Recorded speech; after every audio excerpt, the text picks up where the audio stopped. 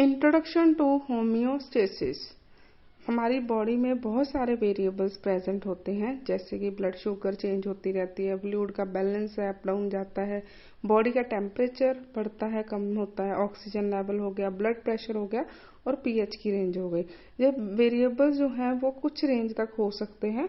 उसके अलावा जो बाहर का एनवायरनमेंट में अगर चेंजेस आएंगे तो इन वेरिएबल्स में भी चेंज हो सकता है, लेकिन ऐसा होता नहीं है।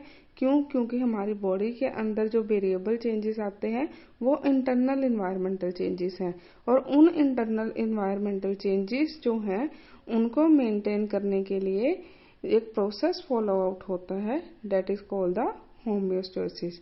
होम्योस्टेसिस एक ऐसा प्रोसेस है जो इंटरनल इन्वायरमेंट को स्टेबल मेंटेन करता है, बाहर कितने भी चेंजेस आ जाए इन्वायरमेंट के अंदर हमारी बॉडी का जो इन्वायरमेंट है वो एक स्टेबल कंडीशन में रहेगा। वो कैसे रहेगा कि कंपोनेंट्स इसके लिए कुछ रिस्पॉन्सिबल रहते हैं, जैसे मॉनिटर करना। पहले तो उसको डिटेक्ट करेगा कि कुछ चेंज हुआ है, उसका पता लगेगा उसको, फिर वो कोऑर्डिनेटर सेंटर को एक मैसेज रिसीव करेगा मॉनिटर का, और वो डायरेक्ट रिस्पॉन्स करेगा बाय रेगुलेटर।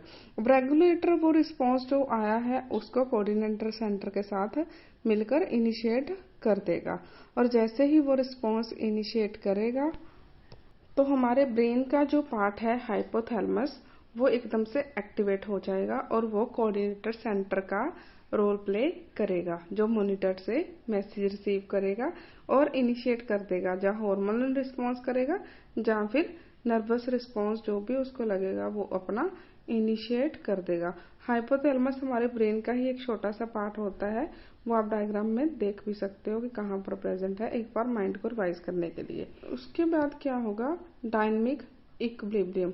जो होम्योस्टेसिस होती है जिसमें बॉडी अपने आप इंटरनल एनवायरमेंटल चेंजेस को मेंटेन करती है, उसको हम डायनामिक इक्विलिब्रियम भी बोल देते हैं, क्योंकि कंडीशंस फ्लक्चुएट होती हैं but with in acceptable range, तब हम डायनामिक इक्विलिब्रियम बोलते हैं। मतलब कुछ चेंजेस आए लेकिन हमारी बॉडी ने उसको ऑटोमेटिकली रिकवर कर लिया, तो these are the dynamic equilibrium changes.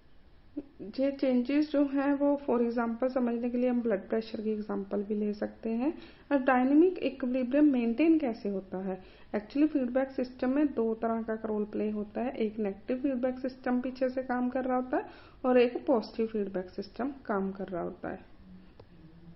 Negative feedback क्या करता है, रिस्पॉन्स को ट्रिगर करता है। जैसे ही कंडीशंस चेंजेस आते हैं उन चेंज को वो रिवर्स करना स्टार्ट कर देता है। जैसे ही बॉडी का टेम्परेचर बढ़ा, हमारी स्किन के ब्लड वेसल्स जो हैं वो डायलेट हो जाएंगे और बॉडी टेम्परेचर ऑटोमेटिकली कम होना स्टार्ट हो जाएगा। तो ये इस प्रोसेस को हम बोल देते हैं नेगेटिव फीडबैक सिस्टम। मतलब एकदम से चेंज आया और उसने फर्दर फटाफट से अपना काम रोल प्ले किया और जो चेंज आया उसको रिवर्स कर दिया ऑटोमेटिकली। तो ये टेम्परेरी चलता रहता है कि बॉडी का टेम्परेचर बढ़ गया तो स्किन डायलेट हो गई और बॉडी का टेम्परेचर कम हो गया। इसी के डिटेल में स्टडी करने के लिए टेम्परेचर में ब्लड प्रेशर रेगुलेशन भी हम इसकी एग्जांपल ले सकते हैं, जिसमें आर्टरी वॉल्स जो हैं उनकी फोर्स से मेजर करते हैं। पॉजिटिव फीडबैक सिस्टम में क्या है कि रिस्पॉन्स ट्रिगर होता है बाय चेंजिंग द कंडीशंस, यानी कि उस कंडीशन से चेंज ही कर देना। एक इन्वायरमेंट की वजह से चेंजेस आए हैं, जैसे कि प्रेगनेंसी, वो टेम्परेरी चेंजेस आते हैं। यूट्राइन कॉन्ट्रैक्शन जैसे रिलीज हुई, हमारी बॉडी ने ऑक्सीटोसिन हार्मोन एकदम से रिलीज कर दिया, स्टिमुलेट कर दिया।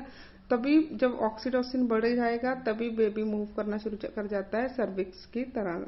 और क्यों होता है, क्योंकि ऑक्सीटोसिन बढ़ गया है। तो वो क्या है, पॉजिटिव फीडबैक। वो इन्वायरमेंटल चेंजेस आए हैं बॉडी के अंदर, लेकिन कुछ रीजंस की वजह से आए हैं, तो इसकी स्टडी हम करते हैं पॉजिटिव फीडबैक मैकेनिज्म। नेक्स्ट अगर हम बात करें body temperature normal human body का वैसे कितना होता है, that is 37 degree. Slightly higher हो सकता है, लेकिन इसको मेंटेन करने के लिए बॉडी टेम्परेचर के लिए हमारे पास सेल्स होते हैं जो इफेक्टिवली फंक्शन करते हैं, और एंजाइम्स भी होते हैं जिनका ऑप्टिमल टेम्परेचर रहता है। हाई टेम्परेचर अगर हो जाएगा तो हमारे जो प्रोटीन्स हैं वो डीनेचर्ड हो जाएंगे। तो टेम्परेचर को रेगुलेट करना, इसलिए हम इसको बोल देते हैं थर्मो रेगुलेशन। इस पूरे प्रोसेस में आप देख पा रहे हो कि कैसे होम्योस्टेसिस, जैसे ही बॉडी टेम्परेचर बढ़ा, हाई हुआ, कोऑर्डिनेटर सेंटर मतलब हमारा हाइपोथैलेमस जो है उसने कूलिंग सिस्टम को एक मैसेज दे दिया। रेगुलेटर यानी कि स्किन ब्लड वेसल्स डायलेट हो गए और उन्होंने क्या किया, रेगुलेटर का थ्रू स्वेट ग्लैंड्स को भी एक्टिवेट कर दिया। स्वेटिंग हो गई जिससे एवेपोरेशन होने से भी कूलिंग हो जाती है, और रेगुलेटर ने जो स्किन ब्लड वेसल्स को डायलेट किया उससे भी कूलिंग हो गई जिससे हमारी बॉडी का टेम्परेचर डिक्रीज हो जाता है। और हाइपोथैलेमस जो है वो अपना काम कूलिंग सिस्टम का जो है उसको बंद कर देता है। जो हीट स्ट्रेस को रिस्पॉन्स करता है, ऐसे ही सेम अगर कोल्ड स्ट्रेस हो मतलब ठंड ज़्यादा हो जाए तब क्या होगा कि अगर बॉडी टेम्परेचर लो हो चुका है तो कोऑर्डिनेटरी सेंटर हाइपोथैलेमस जो है वो वार्निंग सिम्टम देगा, जिससे हमारे स्केलेटल मसल सेल्स जो हैं वो कॉन्ट्रैक्ट हो जाएंगे, शिवरिंग जनरेट करेंगे, हीट प्रोड्यूस होगी और जो हेयर्स हैं वो इरेक्ट हो जाएंगे, जिसकी वजह से टेम्परेचर जो है वो धीरे धीरे रेज होना स्टार्ट हो जाता है।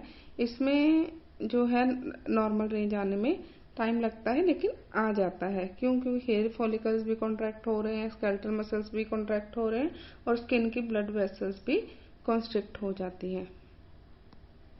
और इसी से हमारी एक टर्म निकल कर आ रही है, डेट इज हाइपोथर्मिया, जो कब होता है, जब हमारी core body temperature normal range से नीचे चली जाए।